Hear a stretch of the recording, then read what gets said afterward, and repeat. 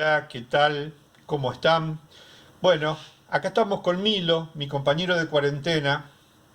Espero que ustedes la estén pasando bien y hoy les quiero hacer una devolución de esta manera.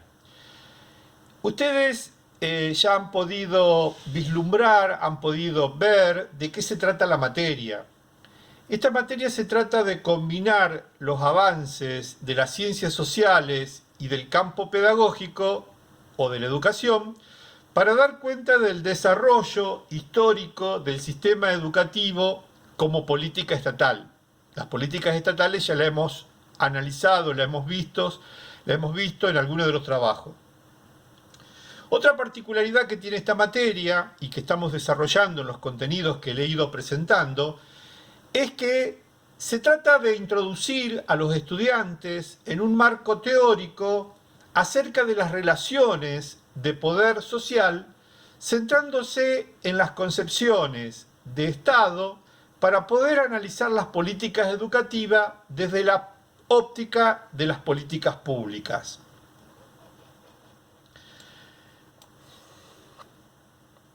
Preguntarnos también acerca de los modelos de relación social que cada definición de Estado supone y cómo se traducen mecanismos y discursos acerca de las políticas públicas.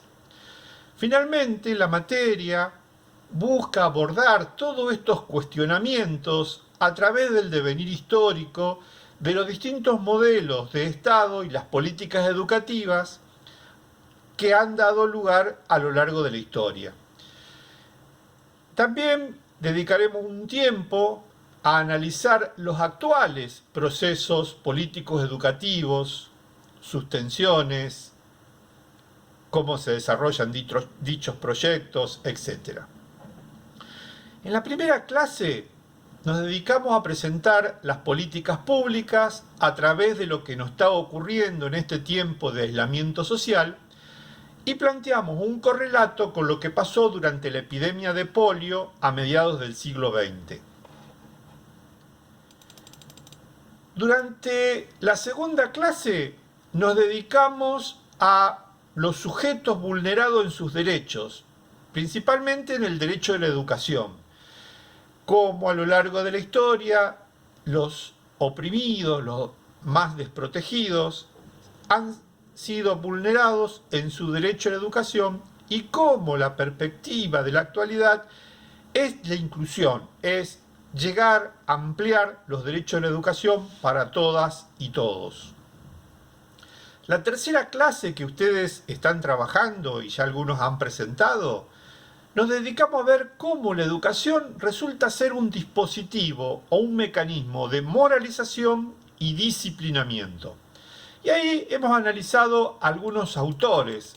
Primero, Domingo Faustino Sarmiento, que lo vamos a ver un poco más en las clases venideras, que él piensa la educación como un modo de acceso a la ciudadanía y al mundo de la política, pero lo considera como un sinónimo de civilización.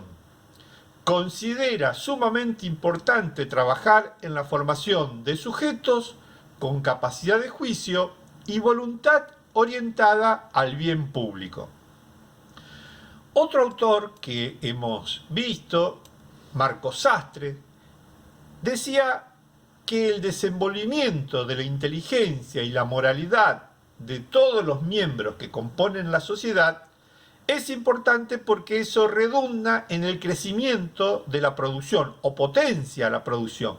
Marco Sastre habla de desarrollo de la inteligencia, desarrollo de la moralidad y que eso junto implicaría, potenciaría la producción, es decir, llevaría a una excelencia en el trabajo, mayor posibilidad de trabajo. El carácter moral de la educación, en esto es lo de la civilización, el disciplinamiento. Desde el punto de vista de Marco Sastre, no bastaba estar bien educado para ser educador, sino que se debían poseer conocimientos sobre la transmisión. Es preciso saber el modo de enseñar. Y después aparece una mujer. En el texto de Nicolás Arata propone una mujer. Esto es curioso porque estamos hablando de fines del siglo XIX y una mujer, si bien en el campo de la educación, pero es una opinión, es una visión, es una perspectiva que no era muy común.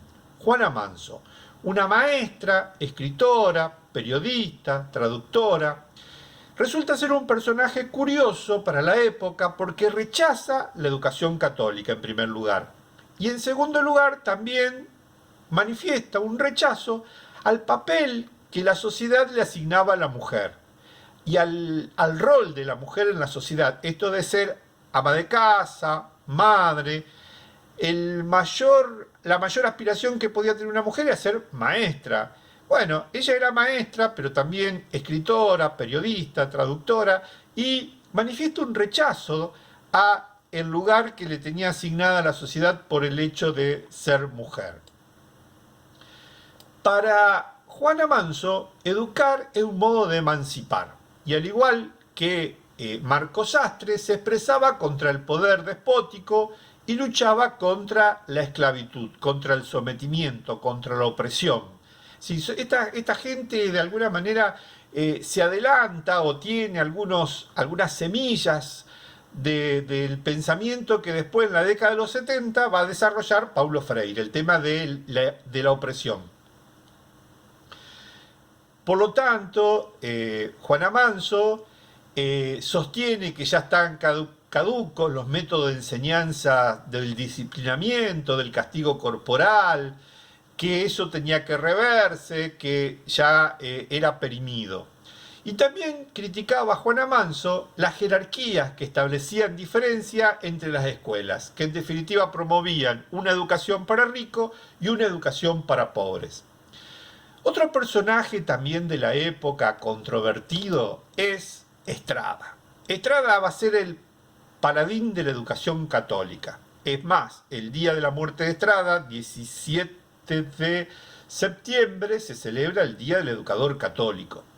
Estrada se constituía sobre principios religiosos, lo que pensaba Estrada sobre la educación. Él decía que se debía promover la educación católica, la construcción de una sociedad libre y democrática, pero basada en los principios de la educación católica.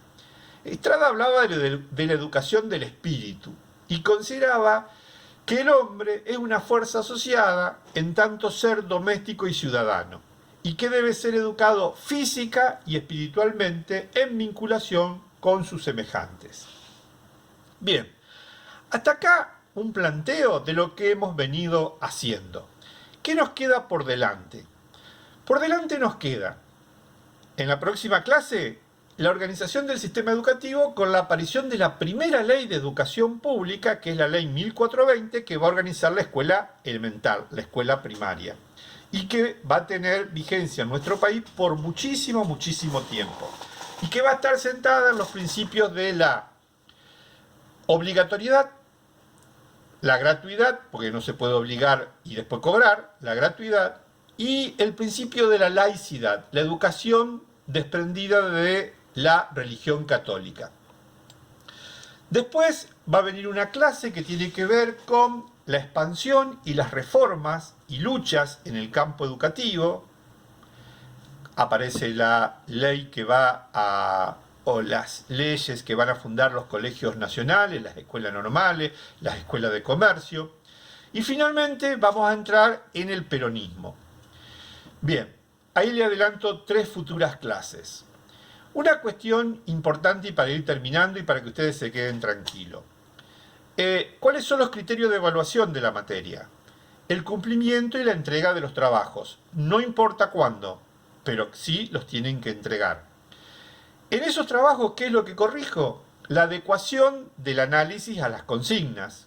Que ustedes respeten las consignas y realicen el análisis correspondiente a la consigna que les he planteado. Que haya claridad de la expresión, que sean inteligibles, que sean claros. Que eligen qué selección hacen de los autores y conceptos en relación a las consignas que le he propuesto, cómo integran esos autores que desarrollamos en las clases a los trabajos que ustedes presentan, y también es importante la reflexión propia a partir de los materiales trabajados. Esos son los criterios de evaluación. Quienes cumplan con todo esto van a estar en condiciones de acreditar a través de la promoción directa o de la regularización. Para la promoción directa, pensaremos después cómo será el coloquio integrador más adelante. Hay que pensarlo, ya les digo, esperemos ya estar en la presencialidad. La regularización se presentan a rendir y quienes no cumplan con los criterios de evaluación se presentan a rendir en condición de libres la misma temática. Bueno, espero que estén bien, que sigan mejor y nos estaremos viendo y nos continuamos leyendo. Saludos.